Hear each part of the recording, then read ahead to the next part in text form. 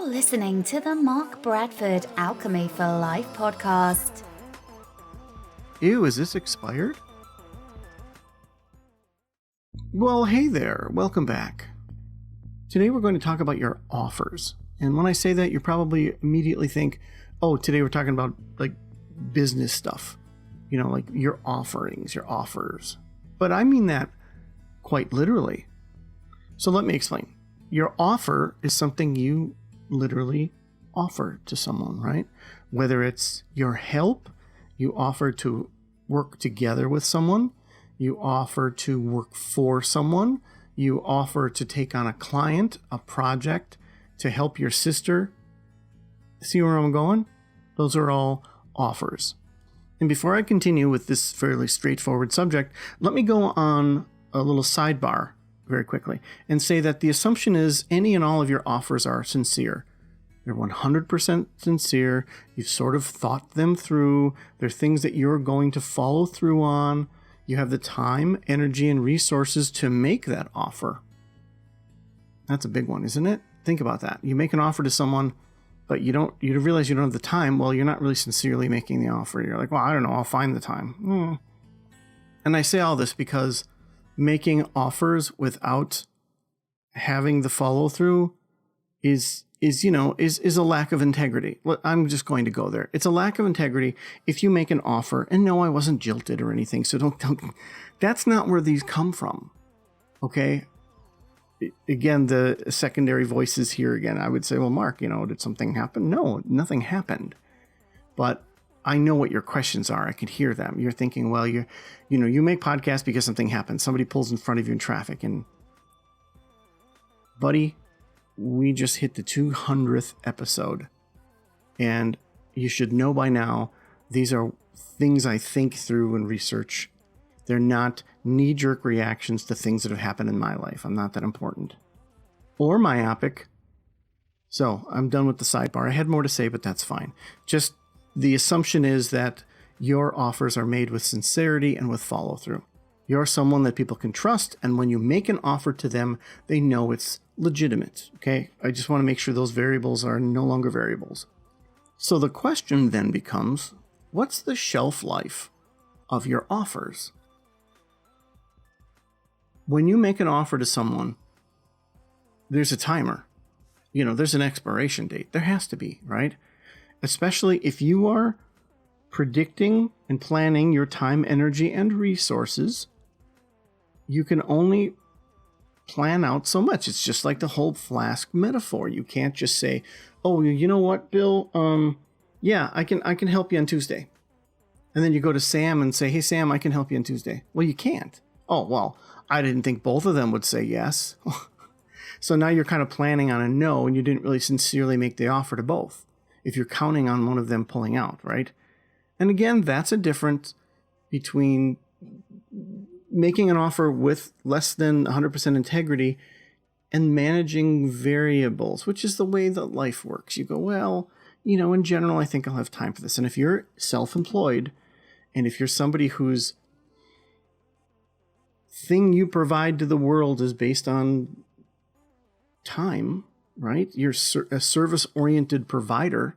Well, then you do have to juggle a little bit, don't you? Because if you overpromise, then people don't like you. People know that you are not going to follow through because they think that you're giving up on them when in fact you actually promised your time to 7 people. If you don't plan your time enough, you go out of business, go hungry, and lose your house. So if you're an entrepreneur that deals with time, then that's sort of a crapshoot some days. Some days it's magic, some days you're lucky, and some days it's horrible. It's just the way it is. And I say that from experience. And again, having said that, what's the shelf life of your offers? Your offers that are legitimate, the offers that you plan on following through. What's the shelf life? And again, I can hear you saying, well, Mark, some don't have a shelf life. You can say to someone who's a good friend, you can say, well, hey, buddy, if you ever need to talk, you can call me. You don't say, if you ever need to talk, you can call me until October. In October, that's when it expires, right? Okay, so we're on the same page on that too. There's certain things in life, especially things related to friends and love and so forth and family, that really don't have an expiration date. But everything else should. And it does. Because if you don't expire it, time will. Which really is another way of saying it just gets awarded an expiration date. I mean, nature organically sort of does that. Let me give you an example because you're probably tired of all this conceptual stuff.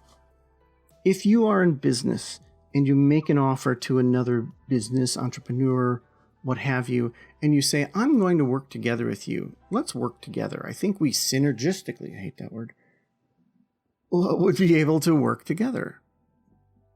Well, obviously, you've looked at a lot of things. You've looked at your time, your marketing, and so forth, right?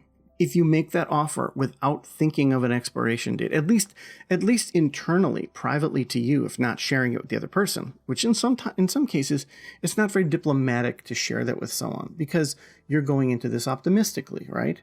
I optimistically am going to work with you. This will be great. You don't say, but you better take me up on this in the next week or so because, I'm just going to somebody better. I'm just going to do it with somebody else. You can't say that. That's not diplomatic, and that doesn't show. It shows that you're planning for failure. So you at least make an expiration date in your mind or in your notes or on your calendar. Maybe something on your calendar that says, is this happening or not? Because it can be really, really, really useful. It can keep you on the straight and narrow and up and whatever other cliches you want to use there. It can keep you sane, and it can maintain your integrity while at the same time making sure you don't overpromise and undervalue yourself. And that's a big part of making sure your offers have expiration dates on them.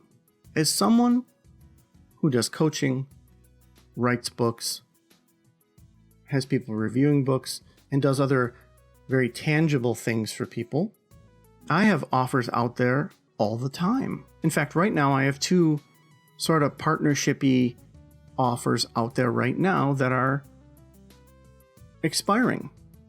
They're not expiring tomorrow as of this recording, but they're getting there.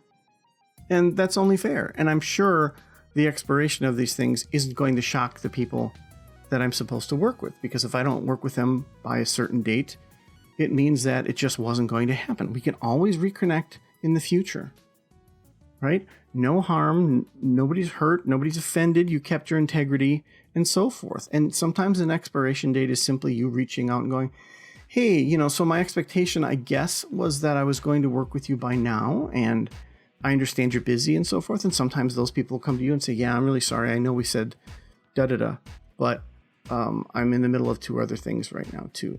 And that's when they can say, so why don't we make the date da-da-da, a month from now, 2 months from now, tomorrow? Or why don't we just kind of put this on hold until things shake down a little bit? And that's perfectly fine. And now you don't have pressure, you don't have stress. Now nobody thinks that you are someone who gives up. They don't think that you think that they gave up either, because things sometimes just don't work out, right? That's just the nature of making connections, having relationships with people, whether it's business or personal. So, for your homework, I would like you to think about the offers that you have out there right now. And you may have them in 3 or 4 aspects of your life. You may be in corporate America and you may have offers out there all the time. The people that you've offered a job to, or someone that's on your team that you're making offers to promote them if they step up. Or you're an entrepreneur and you're making offers to work with people, or you make an offer to fulfill an invoice for someone. Someone says, can I have a quote on something? And it's very standard that you definitely would say, yeah, the quote is good for 30 days. There's a reason for that. And I just spent 9 minutes of your time explaining that. So for your homework, think about the offers you have: personal, work, corporate, entrepreneurial, solopreneurial, all sorts of cool words, zeneurial. And think, do I have expiration dates on these things? Do the people that I'm dealing with know about the expiration dates? Do I know about the expiration dates? And do I have to change my method of explaining to people the expiration dates? Should I make it more clear to them? Like the invoice. The invoice is crystal clear. It says 30 days, good for 30 days.